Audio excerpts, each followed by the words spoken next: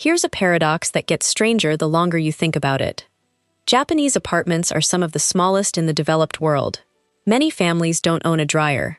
Plenty of homes have no robot vacuum, no walk-in closet, no garage to hide the mess in. And yet these are some of the cleanest, calmest homes on the planet. Less space, fewer machines, fewer things, but somehow cleaner. How? It's not that Japanese people work harder than we do. The real answer is quieter than that. It's design, small choices and daily rhythms, refined over hundreds of years, doing the work silently so the people don't have to. So today, no random list of tips. Instead, I want you to meet a family, 4 people, in an ordinary home on the edge of Kyoto. We're going to follow them through one full day, from 6 in the morning until the lights go out, and watch, hour by hour, exactly what keeps this house clean, almost by itself.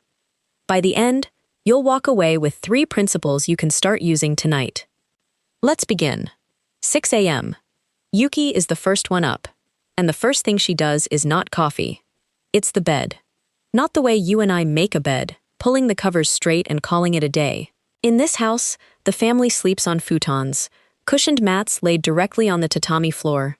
Every morning, Yuki folds each one, lifts it, and slides it into the oshire, a deep closet built into the wall behind sliding doors. 2 minutes. That's all it takes. And then something remarkable happens. The bedroom disappears. The room where 4 people slept last night is now the living room. The dining room.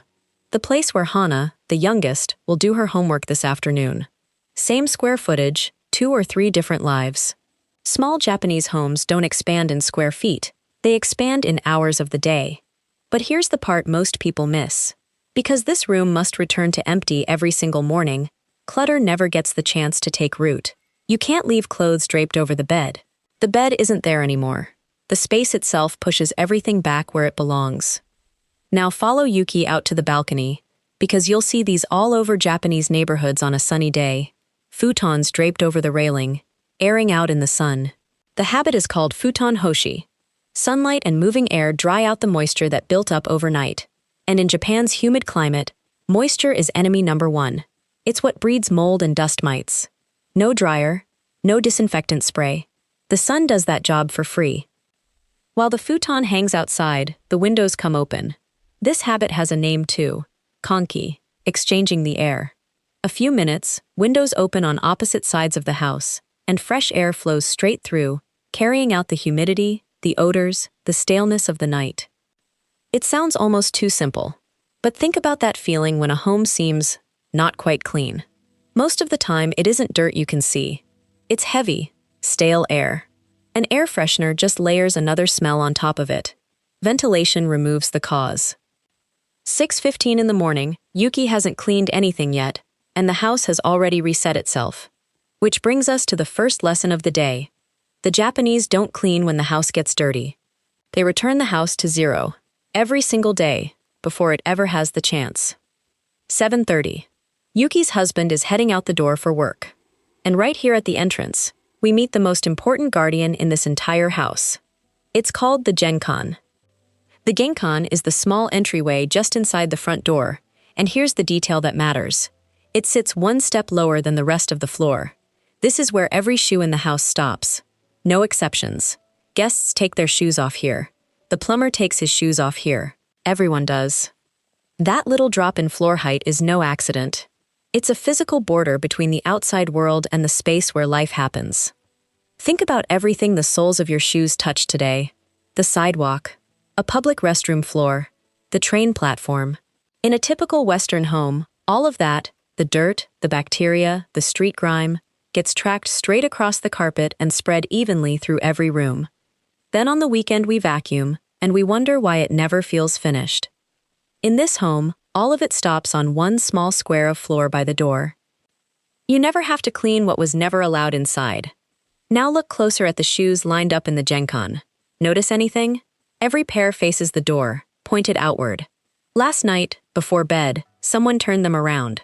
Probably Hana. It's her job this month. Why? So this morning, her father slips them on and walks out in 1 single motion. 2 seconds of care last night just bought a smoother morning today. Keep that little move in mind. You're going to see this exact way of thinking again and again, all day long. But the zoning doesn't end at the front door. Step into the bathroom and you'll find a separate pair of slippers waiting just inside. Toilet slippers. They live in the bathroom, and only in the bathroom. You change into them when you walk in, and you leave them behind when you walk out. They never cross that threshold. Fussy? Look at it another way. This is a clean and dirty map built directly into the house. The dirtiest zone in the home is completely sealed off from everything else.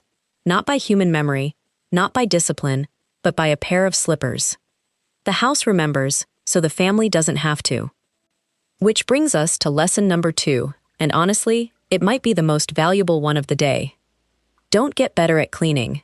Get better at blocking. A mess takes 10 minutes to clean up, and 0 minutes if it never gets in. Noon. Yuki is in the kitchen, the most brutal battlefield in any home, anywhere in the world. And here, this house rolls out an entire squad of silent little soldiers. The first one is so small you've probably never noticed it. Down in the sink drain sits a fine mesh net, a drain catcher, right at the mouth of the pipe. It costs about the same as a cup of coffee. Its job, catch every last food scrap before anything goes down the drain. What does this tiny thing accomplish? The pipes never clog. Grease and food residue never build up down there. And that buildup is exactly where the haunting kitchen sink smell comes from. Yuki has never bought a bottle of chemical drain cleaner in her life. Stop right there for a second, because this one little net is the entire philosophy of the Japanese kitchen shrunk down into a single object. Nobody here buys things to fix a clogged drain. They buy the thing that keeps the drain from ever clogging. Reaction versus prevention. And prevention is always cheaper, in money, in time, and in pure frustration. Soldier number 2. The kitchen cloth. On the rail by the sink hangs a fukin, a dedicated dishcloth, next to its famous cousin the tenugui, a thin, flat-woven cotton towel the Japanese have used for centuries.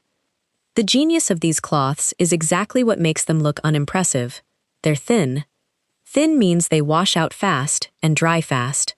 A towel that dries fast gives bacteria almost no time to grow, unlike that thick, damp kitchen towel hanging by your sink, staying wet all day long. One cloth lasts for years, replacing roll after roll after roll of paper towels. Let's be fair though. Cloth means washing. You rinse it, you hang it, you keep up with it. That's a real trade-off, not magic.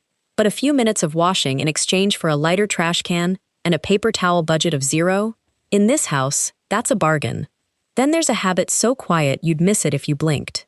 After cutting raw fish for lunch, Yuki rinses the cutting board and knife with boiling water, straight from the kettle. No special antibacterial spray.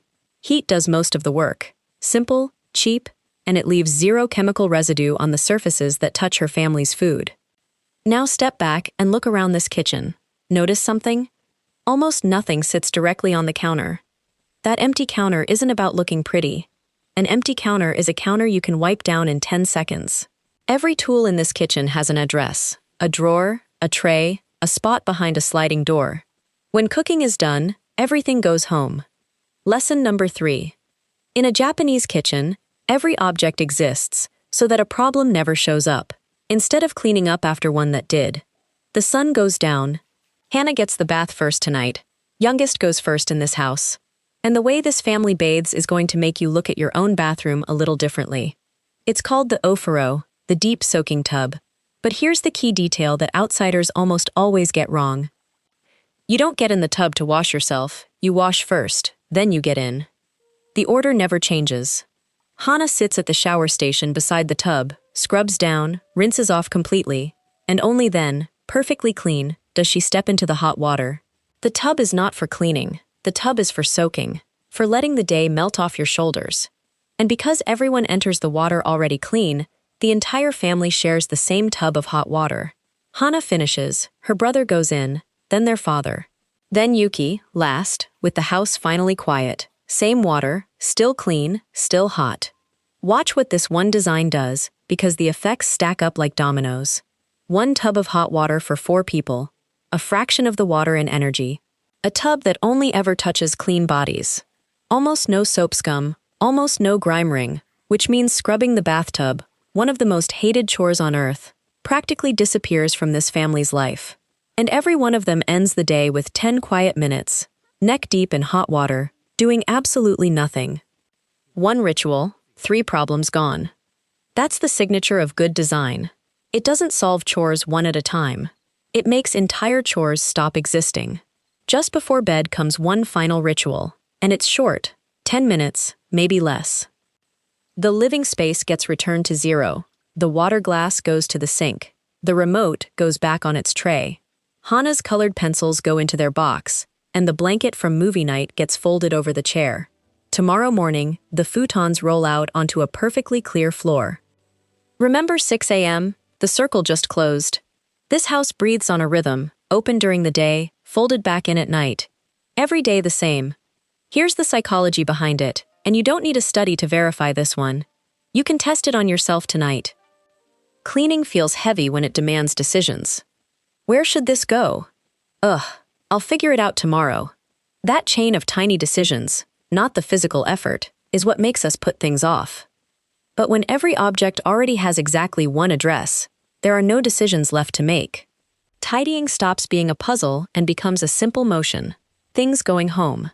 And anything that requires no thinking is a thing that actually gets done. Lesson number 4. Clutter is not a problem of having too much stuff. Clutter is a problem of stuff with no address. So far we've watched one day. Now let's pull the camera back and look at an entire year, because the rhythm of this home isn't only measured in hours. December. All across Japan, families begin what's called o-soji, literally, the big cleaning. In Yuki's house, the windows get thrown open even in the freezing cold. Curtains come down and go into the wash. The forgotten corners nobody touched all year, the top of the cabinets, the gap behind the washing machine, the ventilation grates, get pulled back into the light, one by one. This tradition runs much deeper than a year-end chore list. It traces back to an old ritual called susuharai, sweeping away the soot. In the Shinto way of seeing the world, the dust that piles up over a year carries something heavier with it. The staleness, the bad luck, the leftover weight of the old year. The house must be swept genuinely clean to welcome the new year in. And in folk tradition, to welcome an honored visitor, Toshigami, the deity of the new year. This isn't ancient history either. Every mid-December, major temples across Japan still hold soot-sweeping ceremonies. Monks with bamboo brooms taller than a person, sweeping a year of dust off the great halls, clouds of it drifting through the winter sunlight. It's one of the iconic images of the Japanese year-end. Here's why that matters for you and me. Spring cleaning in the West is a debt. A pile of postponed chores we finally face because we've run out of excuses. O-soji is a milestone. A way of closing out the year with your own 2 hands. The act is identical, wiping a window, but a burden gets abandoned and a ceremony gets kept. Human beings stay faithful to ceremonies for generations. Which raises the real question, how does an entire nation end up sharing habits this deep? The answer isn't in the home at all, it's in the schools. Tomorrow morning, when Hana goes to school, her day will include a scheduled block of time called soji no jikan, cleaning time. When the last class ends, no janitor comes through. The students clean the school themselves. Hana wipes down her own classroom. The older kids scrub the hallways. Some of them clean the school bathrooms. You've probably seen the image, rows of kids, hands flat on a cleaning cloth, racing each other down a long wooden hallway like it's a game. It isn't punishment, and it isn't forced labor. It's part of the curriculum, character education. The logic is simple. You use this space, so you care for this space. And there's a very human side effect. When you're the one who has to mop the floor, you think twice before making a mess on it. Respect for a space doesn't come from being lectured about it. It comes from holding the cleaning cloth yourself. That's why everything in this video runs so deep. These aren't life hacks that adults picked up from the internet. They were installed in childhood, repeated daily for years, until they stopped being habits at all and simply became who you are. Lesson number 5, and this one's for the parents. Don't clean up after your kids. Clean alongside them. A child who's given a corner of the world to care for learns something 1,000 reminders never teach.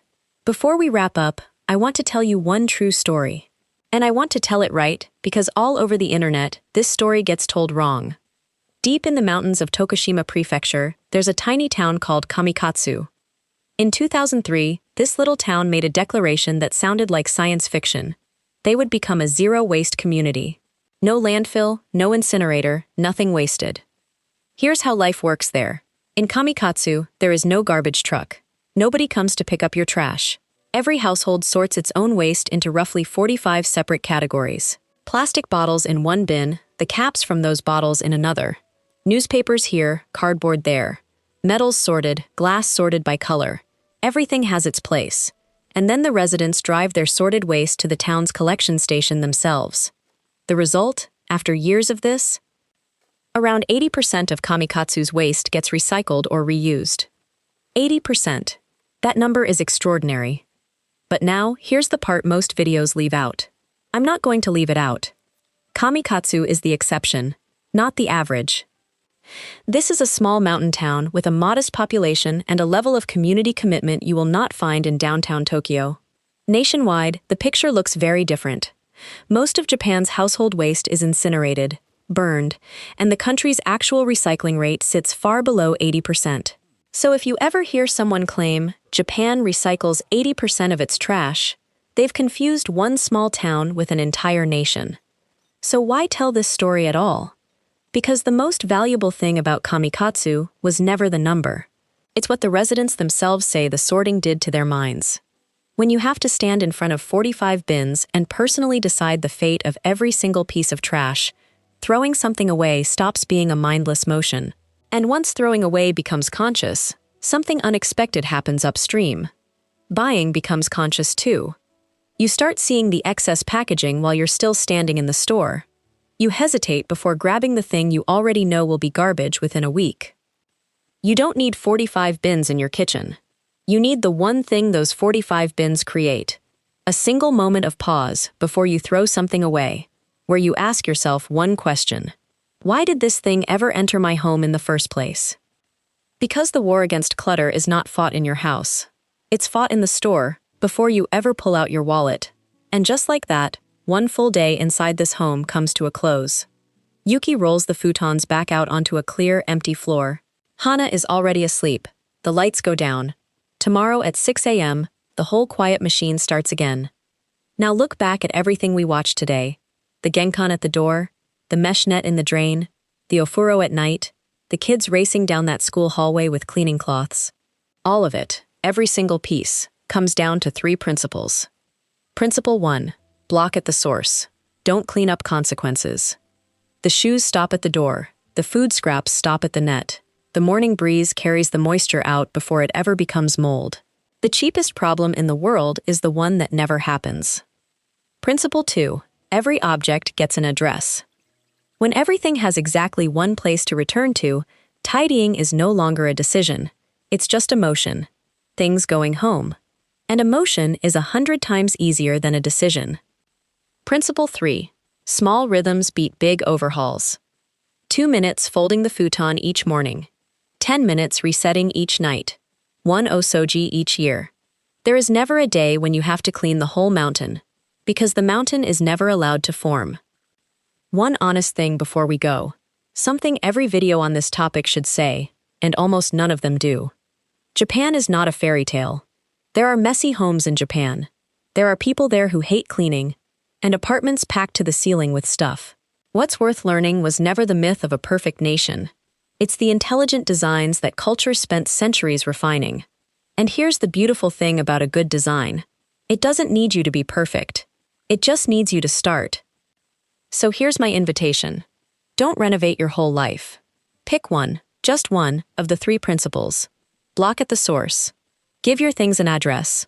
Or a 10-minute reset before bed. Live with it for 7 days. Then come back here and tell me, and everyone else in the comments, what changed, in your home, and in your head. If this video gave you even one idea worth trying, hitting subscribe is the best way to say, keep going. I'll see you in the next one.